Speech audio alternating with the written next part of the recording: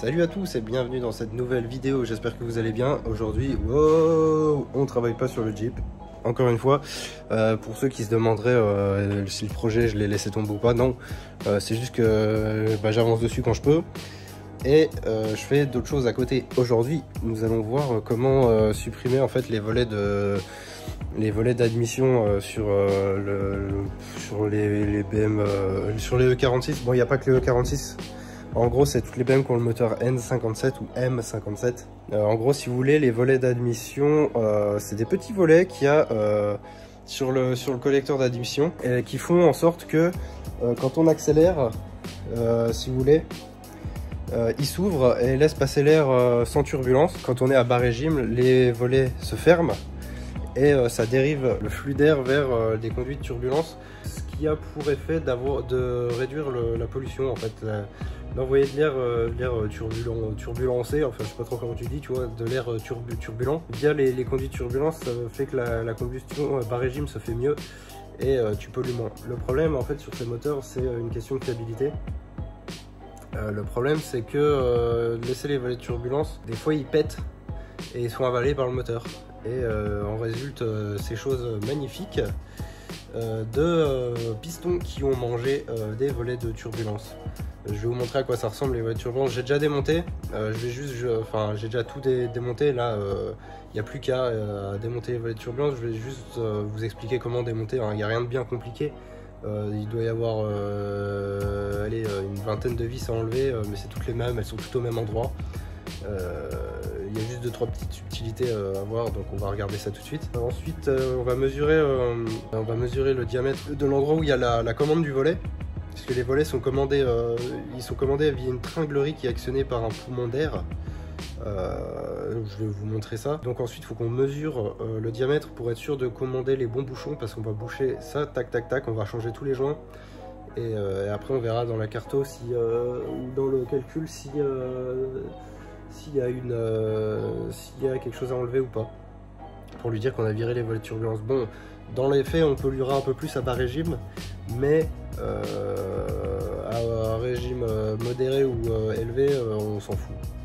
Honnêtement, ça change, c'est pas une opération qui est très grave. Dans tous les cas, tout le système de volets de turbulence, je le mets dans un carton, je le garde au cas où, lors d'un prochain contrôle technique, elle ne passerait pas pour pollution, je remonterai les volets de turbulence comme d'hab. Voilà. Donc tout de suite, on va aller voir à quoi ça ressemble et je vous explique comment démonter ça. Vous voyez, je me suis mis dans l'autre garage et là, j'ai encore un autre chantier en cours. Regardez-moi ça. Alors, je suis en train de tout refaire. Parce que, bon là, il n'y en a plus qu'un, mais vous voyez qu'il y avait plein de gros fils. Ça, c'est du fil de maison, hein. C'est pas du fil... ça, c'est du fil pour faire des prises de courant qui était patché, en fait, dans tout le système de câblage du coffre. Donc, ce qui a fait qu'au bout d'un moment, ça marchait au début, hein, quand j'ai acheté la voiture. Mais ça s'est dégradé et j'ai perdu les feux de coffre.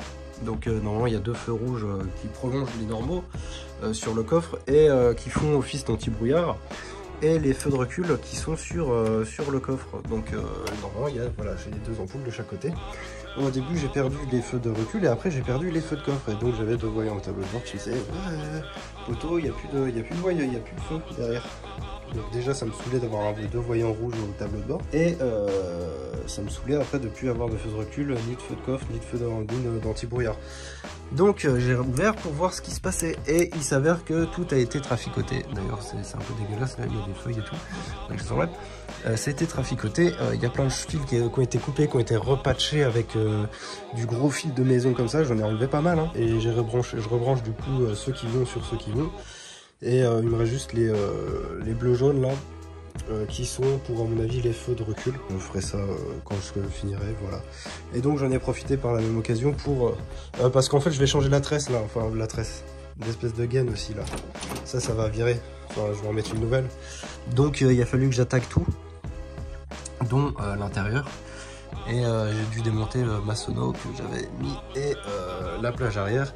La plage arrière qui, comme je vous l'avais expliqué, a la maladie des E46, qui est... c'est lourd avec le pare-soleil, d'être devenu violette. Bon, on va la repeindre, hein, tout simplement. On va acheter de la peinture pour textile et puis on va la repeindre, on va pas se casser la tête. Lui, il avait été réparé, mais bon, il fonctionne quand il veut. Enfin, des fois il reste bloqué. Mais après, bon, c'est pas vraiment utile, c'est pas... juste pour dire qu'il fonctionne un peu. Voilà. Bon, voilà donc notre collecteur d'admission qui a été bien évidemment retiré avec la vanne EGR directement, hein, on ne veut pas se casser la tête. Alors les volets d'admission on les voit quand c'est fermé. Vous voyez, les volets d'admission c'est là qui se ferment et font passer l'air en fait plutôt par là que par là. Et c'est souvent eux qui cassent, ou le système de tringlerie qui casse en position fermée, ou des trucs comme ça, et qui font qu'après que les volets pètent et se font aspirer. Donc ce qu'on va faire, c'est tout simplement retirer à chaque fois, tac, retirer le petit axe, tac, retirer le volet. On va mettre un bouchon ici, on va changer le joint, etc. Et la commande, on la rebranchera, mais on rebranchera pas forcément le tuyau. Enfin, de toute façon, il n'y aura plus la tringlerie. Je sais même pas si je vais laisser le poumon en place, hein, carrément. Je nettoie la vanne EGR, et puis on va remonter ça. Voilà. Donc, je vais vous montrer où était le collecteur. Attention, magie. Alors, bon, c'est moi qui ai rebranché les deux fils, les deux positifs là, parce que j'en avais besoin pour travailler derrière. Alors, pour démonter le collecteur d'admission, c'est très simple. Vous enlevez d'abord le cache moteur, ensuite vous enlevez toute la partie filtre air, etc. Vous enlevez en dessous derrière, il y aura une plaque un peu galère. Vous enlevez la plaque déjà par les deux vis qui tiennent par là, tac tac. Ensuite vous sortez la plaque, ensuite vous sortez la plaque qui était encore un peu dessus sur le moteur. Et vous accédez au collecteur d'admission. Le collecteur d'admission il s'enlève par toutes les vis qui sont tac tac tac tac tac comme ça. Et après il y en a encore des vis.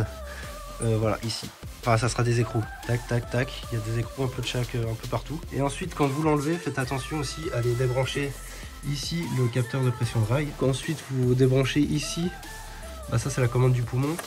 Ensuite, ici, le capteur, ça doit être le débitmètre, ça. Débranchez ici, il y a une prise d'air, une prise de vide dessus. Et à l'avant, normalement, il y avait encore un truc, il me semble. Bah il y a encore voilà, une prise mais celle-là c'est pour la vanne EGR qui est branchée ici à l'avant. Et voilà, vous enlevez tac tac, ici le collier, ici le collier de la vanne EGR. Ah ouais, avant de retirer tout, avant de retirer le collecteur d'émission, il faut débrancher aussi toutes les commandes d'injecteur. Enfin vous les débranchez, vous les foutez sur le côté là-bas comme ça. Si les deux fils vous font chier, vous enlevez la grosse et vous enlevez le petit ici. Tout simplement. Puis on en profitera aussi pour faire le désuileur. Je vais démonter tout le système là. Je vais mesurer les tailles puis on va commander ça. En tout cas c'est sur la boutique. Enfin on va commander ça. Parce que j'en ai pas en stock. Mais en tout cas c'est sur la boutique. Le lien est dans la description. Pour les M47 et les M57. Je vous mettrai les bons avec les bonnes tailles. Si c'est pas les bonnes tailles, de toute façon vous renvoyez le collier et puis je vous le change. Il n'y a pas de souci. C'est parti et je vous montre une fois que c'est fini. Voilà, donc j'ai retiré tous les joints, tac tac tac tac, la vanne EGR, tac tac, tous les volets, et chaque volet je l'ai mis à tremper un peu dans l'essence pour enlever la calamine. J'ai bien mesuré le diamètre du tour, hein, c'est bien du 22, donc le diamètre de ce qui fait office de bouchon hein, là avec le joint. C'est bien du 22, donc on va commander ça, et puis on se reprend dès que j'ai tout reçu. Voilà, allez, abonnez-vous les amis. 2000 years later. Jour 2, bon je bosse toujours derrière. Petit moment de panique, et je sais pas si vous le verrez. Ça le fait plus je crois. Je mets le contact et tout comme hier, hein. Hier il n'y avait pas de lézard ou quoi que ce soit, genre il n'y a pas de truc spécial. On n'a pas touché de trucs spéciaux, tu vois. Et hier, je mettais le contact tout bon, tac tac, j'allais m'amailler là-bas, je faisais mes trucs pour tester mes feux et tout. Et là, qu'est-ce que je fais pas? Je mets le contact, tac, il y a un vieux bruit, je me souviens plus c'est quoi exactement comme bruit, je pourrais pas vous le redire. Et une odeur de cramé, mon gars, et ça fumait par la baie d'aération. Donc il y a un truc qui a cramé, je sais pas c'est quoi, je suis en train d'investiguer, donc petit coup de flip là, et voilà, donc je vais chercher, je vous tiens au jus si je trouve ce qui a cramé, parce que quand même c'est un peu chaud. Voilà, après la BM qui a pris feu et que j'ai réessayé de remettre le contact et il n'y a rien qui a repris feu. J'ai reçu aussi, comme je vous ai expliqué, le petit kit, au final je pense que je l'en fabriquerai moi-même et je vous les mettrai dans la boutique, ils seront dans la boutique, donc c'est un kit avec des joints à fond. Il n'y a pas plus que voilà, c'est tous les petits joints du collecteur d'admission, j'ai déjà commencé à les monter, ça va nickel. Je finis ça, je remonte et puis on regarde ensemble. 2 hours later. Et voilà, c'est pas magnifique. Vous voyez, on a remis tous les petits joints, j'ai remis tous les obturateurs, tac tac tac tac tac. J'ai laissé juste les deux vis avec la commande du poumon. Le poumon, je ne le remonterai pas. Là, je vais remonter la vanne EGR, on sera buenos. Et après, je remonte le collecteur, puis on teste tout ça. Alors, rebonjour à tous, puisque là, pour moi, on est plusieurs jours plus tard. Enfin, plusieurs jours plus tard, j'ai remonté les volets d'admission hier, ça tourne. Mais maintenant, il y a un problème, c'est que comme je vous avais dit qu'il y avait du cramé qui était sorti, du cramé de la fumée. Le souci c'est que maintenant j'ai plus d'ABS, je n'ai plus de DSC, et il y a 3 voyants au tableau de bord, donc le voyant DSC, le voyant ABS et le voyant de frein à main qui sont en orange. Et j'ai pas essayé de rouler avec, je vais aller essayer de rouler avec.